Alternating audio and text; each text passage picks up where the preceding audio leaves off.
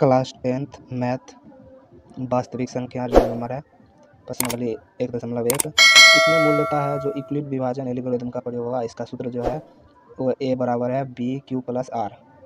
तो इसको हल करते हैं। पहला प्रश्न दिया हुआ है निम्नलिखित संख्याओं का HCF ज्ञात करने के लिए यूक्लिड विभाजन एल्गोरिथम का प्रयोग कीजिए। तो देखिए हम पहला प्रश्न को हल करेंगे। अब देखिए 135 और 225 दिया हुआ है। इसमें देखिए बड़ा होता है ना, उसको हमेशा ए मानते हैं, तो ए ग्रेटर देन बी। तो ये बड़ा ये है तो इसको हम ए मानेंगे और इसको बी मानेंगे। तो हम एल्गोरिथम का प्रयोग करेंगे, लिखेंगे ए बराबर BQ + R। जो बी का लास्ट मान आएगा और आर का मान 0 आ जाएगा तो HCF हो जाएगा वो, ठीक ना। तो हम यहाँ लिखते हैं, देखिए 225 बराबर लिखेंगे बी का मान हम मान लिए हैं इसको तो 135। क्यू का मान अगर देखिए अगर इसको 2 बार करेंगे तो 135 गुने डबल होकर हो जाएगा 270। तो इसका कुछ नहीं मान होगा तो एक मान रख देंगे। और आर का मान जो है इसमें कितना प्लस करेंगे, इसमें प्लस करना पड़ेगा हमें 90। अब देखिए ये 90 हुआ। अब ये बी को है जो हम यहाँ लाएंगे फिर एक स्थान पर 135 बराबर, और ये बी की जगह पर आ जाएगा 90 गुने कुछ नहीं तो एक डालेंगे और प्लस में इसमें क्या होगा, प्लस में आ जाएगा 45। हो गया 45 आ गया। अभी भी ये इसका मान 0 नहीं हुआ। अब इसको फिर 90 को इस साइड लाएंगे। अब देखिए 45 गुने 2 और प्लस 0। तो आर का मान पहले बोलेंगे आर का मान 0 आने पर हम इसका HCF बी का मान होता वो हो जाएगा। तो इसलिए लिखेंगे HCF बराबर हो जाएगा हमें 45। हो गया। अब इसी तरह देखते हैं 2 नंबर प्रश्न। तो 2 नंबर प्रश्न में भी इसी प्रोसेस का यूज करेंगे, ए ग्रेटर देन बी। तो हल करेंगे, हल लिख देते हैं, ऐसे कोई बात नहीं है। अब देखिए तो 38 220 बराबर ये 38 220 हो गया। अब यहाँ दिया हुआ बी का मान 196 गुने इसको देखिए ये करीब करीब 19 दूना 38 हो रहा है, ठीक ना, 19 मानते हैं तो इसका मान हम लिख लेते हैं 195 अब प्लस में 0। तो अब इसका जो मान है वो इधर ख़त्म हो गया 0 पर ही, तो इसका HCF डायरेक्ट लिख देंगे। HCF हो जाएगा 196। अब इसका मान 3 नंबर का देखिए तो इसमें भी वही हाल है, ए ग्रेटर देन बी। तो अब इसका देखिए बड़ा है ये तो 867 255 गुने 3 करेंगे, अब प्लस हो जाएगा 102। अब देखिए 255 और यहाँ जो है 102 गुने हो जाएगा 2, अब प्लस हो जाएगा 51। अब फिर इसको करेंगे 102 और ये 51 गुने 2 अब प्लस 0। तो इसका भी मान आर का मान 0 आ गया तो इसका HCF जो है, इसलिए HCF बराबर हो जाएगा 51। इसका 2 नंबर प्रश्न है दर्शाइए कि कोई भी धनात्मक विषम पूर्णांक 6Q + 1 या 6Q + 3 या 6Q + 5 के रूप का होता है जहाँ Q कोई पूर्णांक है। तो दर्शाना है, पहले हल करेंगे। दर्शाना है ए बराबर 6Q + 1 6Q + 3 या 6Q + 5। तब हल करेंगे तो माना कि ए कोई धनात्मक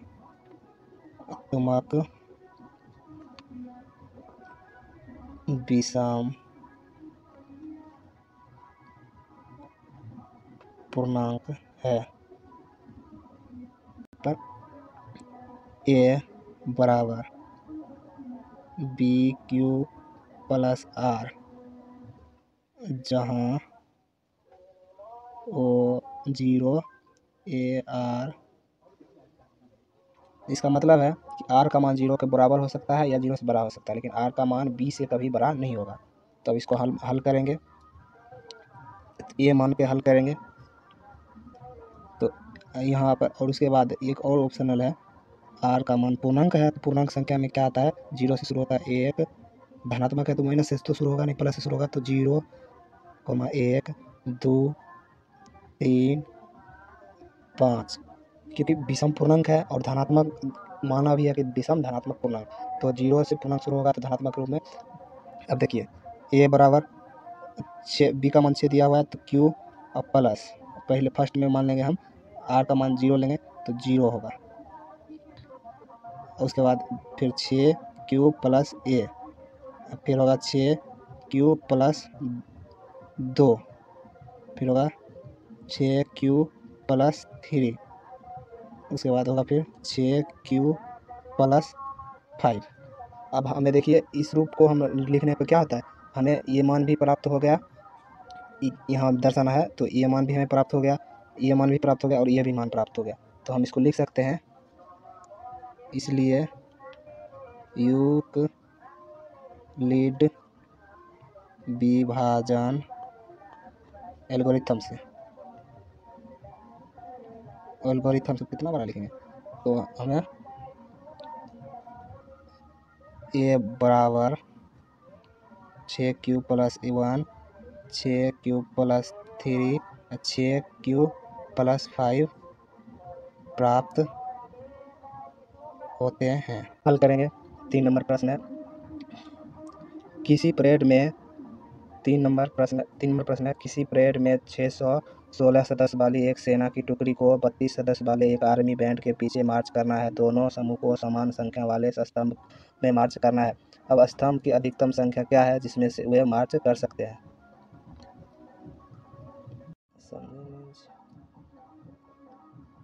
हल करेंगे, लिखेंगे सबसे पहले, माना कि ए बराबर 616, बी बराबर 32, तो दिया हुआ है तो ए ग्रेटर देन बी, क्योंकि यूक्लिड विभाजन प्रमेय का प्रयोग करना ही है इसमें भी, इसलिए यूक्लिड विभाजन प्रमेय से तो इसमें है तो ए बराबर बी क्यू प्लस आर, ठीक है ना।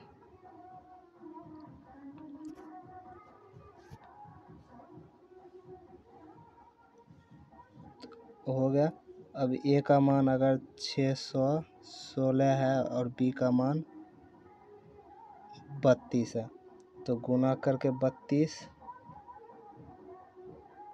19 प्लस 8, 32,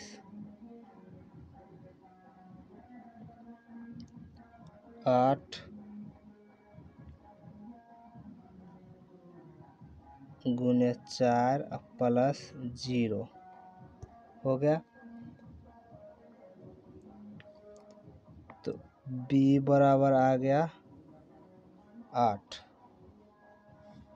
तो हम HCF भी लिख सकते हैं और इसका मान भी इसलिए लिखेंगे, इसलिए यहाँ क्या मांग रहा है कि अधिकतम संख्या क्या है, तो उन स्तंभ की अधिकतम संख्या लिखेंगे,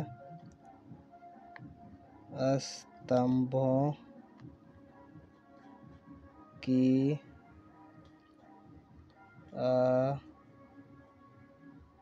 अधिकतम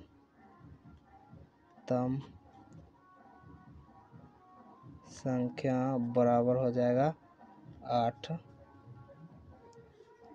करेंगे 4 नंबर प्रश्न है। 4 नंबर, यूक्लिड विभाजन प्रमेय का प्रयोग करके दर्शाइए कि किसी धनात्मक पूर्णांक का वर्ग किसी पूर्णांक m के लिए 3m या 3m+1 के रूप का होता है। दर्शाना है 3m या 3m+1, ठीक ना। तो यूक्लिड विभाजन का प्रयोग होगा, तो इसका कंडीशन जो है यूक्लिड विभाजन प्रमेय से तो इसका हो जाएगा a बराबर होगा BQ+R, जहाँ R बराबर ग्रेटर देन इक्वल अब B हो गया। अब R बराबर 0, 1, 2, बस इतना ही यूज ही होगा इसका। तो अब इसका मान जो है हम एक बार पे पुट करते हैं पहले। तो देखिए,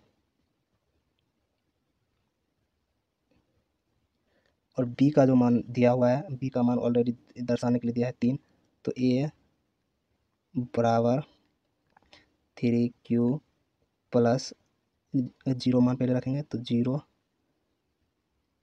तो a बराबर हो जाएगा 3q। उसके बाद फिर होगा, देखिए 3q+1, बस 1 को ही पुट करना ही है। तो अब देखिए दोनों तरफ वर्ग करने पर तो a² अब बराबर हो जाएगा 3q², तो बराबर हो जाएगा 3q² दीजिए, और एक और मान है स्क्वायर 3q+1 का, इसका होल स्क्वायर होगा, तो होगा 3q² प्लस 2 3q+1 हो गया। अब इस रूप में लाने के लिए हम लिखेंगे, देखिए यहाँ करेंगे एक ये जो है BQ+R है, तो हम m के टर्म में लिखते हैं। तो पूरा जो है, देखिए m के टर्म में लिखेंगे इसको, सर्वप्रथम इसका मान लिखेंगे, तो m जो है 3 और ये पूरा का मान m हो जाएगा, तो a बराबर हो जाएगा 3m। उसी तरह हो जाएगा इसका मान a² बराबर है दिया हुआ है 3q² प्लस 6q और प्लस में आ जाएगा 1। अब देखिए ये पूरा का मान को हम m के टर्म में चेंज कर देते हैं, m, तो 3m यहाँ तक आएगा। अब देखिए 3m+1, तो m बराबर हो जाएगा 3m+1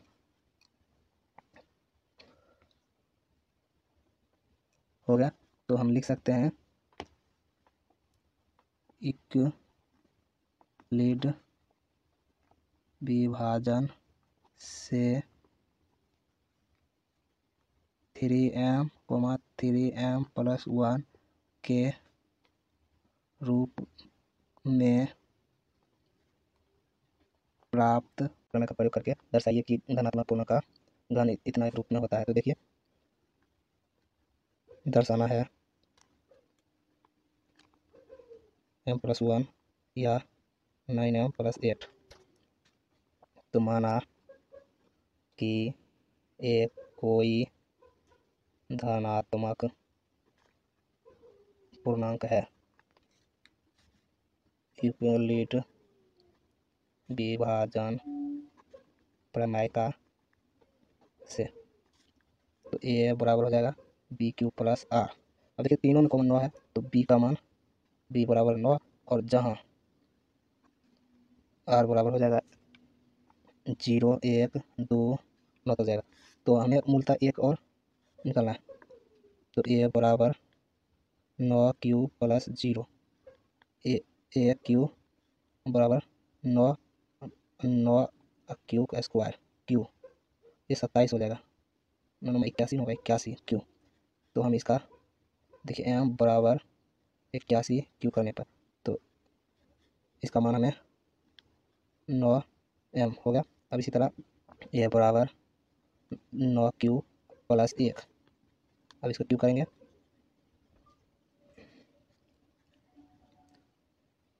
तो 9 क्यू प्लस 1 का क्यू करने के लिए क्यू करेंगे।